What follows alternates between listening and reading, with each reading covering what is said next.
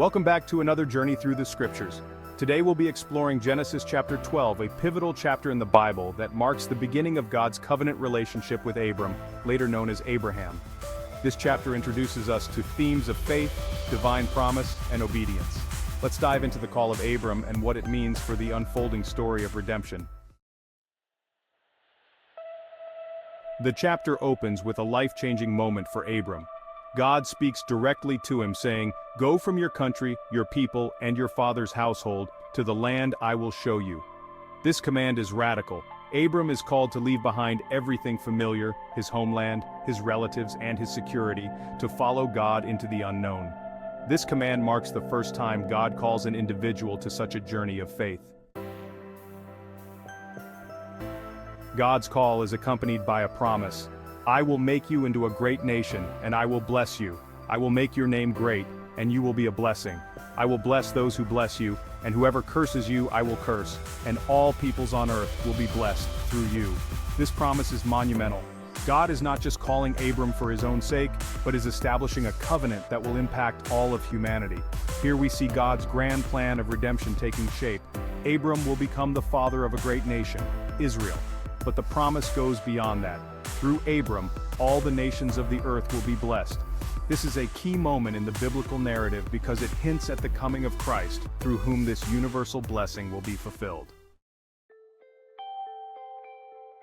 So Abram, at the age of 75, sets out on this journey with his wife Sarai, his nephew Lot, and all their possessions. His journey takes him to the land of Canaan, the land that God had promised. When Abram reaches Canaan, God appears to him again and confirms, "To your offspring I will give this land." Abram's response is to build an altar to the Lord, a gesture of worship and gratitude. This act of worship underscores another theological theme: obedience and trust in God's provision. Abram doesn't build cities or fortresses to claim the land. Instead, he builds an altar, recognizing that the land is a gift from God, and that his trust must be in God's promise, not in his own strength.